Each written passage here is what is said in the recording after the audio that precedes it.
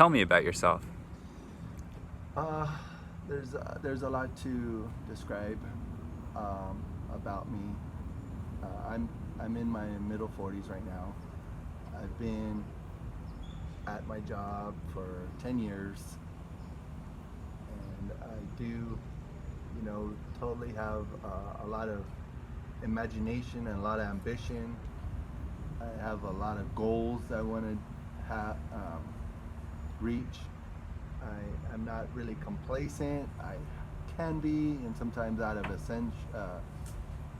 just out of just essential part of life, I do tend to, just kind of stick on one thing, but that's totally not how my mind works. I am a very scatterbrained, but that's just because I'm so interested in so many things. So I just have a lot of interests.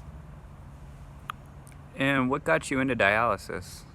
Well, it started about 10 years ago. I was working at an assisted living place, and I just had a pretty good reputation. And this lady that had a daughter that was a charge nurse at the dialysis center in Bellingham, uh, she thought I should go and try out for that job. It was for dialysis tech. But at the time, I was doing assisted living and taking care of people with Alzheimer's and just other needs of elderly people, and some handicapped people actually lived in that facility at Linden Manor, over at almost at the border of Canada. That's where I was working at. But one thing led to the other. I got some on-the-job training at Bellingham Kidney Center, and I learned a lot, and I really liked just everything, because a little bit of a backstory, I was in the medical field probably up to that point, probably 15 years, so I was very familiar with medical things. And even as a EMT, I dropped patients off at the kidney center, so I was just familiar with the clinics and familiar with that. And as EMT, I just had a pretty good foundation to be a dialysis tech. It wasn't something that all of a sudden it was like, oh man, I want to be a dialysis tech, but it just happened, and I really enjoyed it, and I've been sticking with it for like 10 years already. So I was in my actually my early 30s when I started with dialysis, and now I'm in my early middle 40s now, and it's been 10 years of that experience. So it just kind of happened by accident, and I've enjoyed it since. What do you think your biggest weakness is? Oh my gosh, let me tell you about the time when I interviewed for that Bellingham Kidney Center. One of the questions that still sticks to me today is, are you good at multitasking? And of course, maybe at the time I didn't really know what multitasking was, and I said, yeah, I'm great at it. I'm just a good multitasker.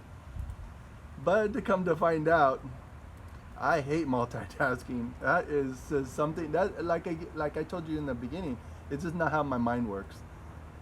After doing this for 10 years, I kind of have an idea how to multitask, and just, I guess, maybe adulting and becoming an adult, you just have to learn, you just have to know how to multitask.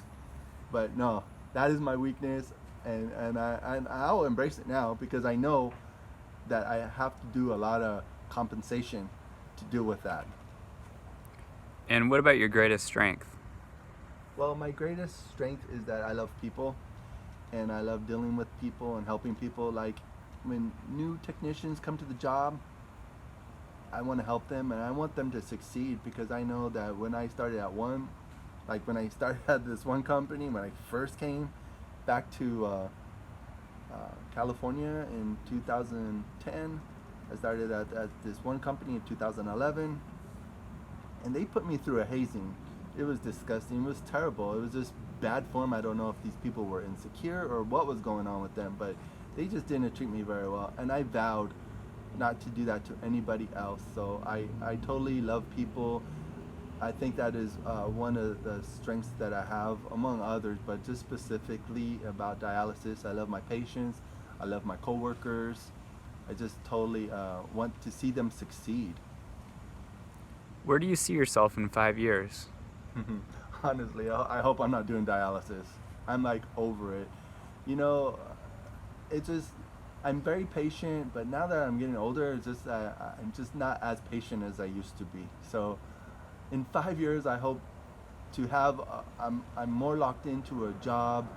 I mean, if I'm still doing dialysis at that time, I mean, you know, that's just it is what you make it. I'm gonna try to make the best out of that situation, but really, in the next 5 years, I just hope to be doing something more creative, more expressive, something that, you know, how the saying is, if you do something you like, you don't work a day of your life. Well, I do like dialysis, but I totally would love to do something more expressive. Uh, just, I don't know. I mean, the possibilities are endless, really. Sounds good.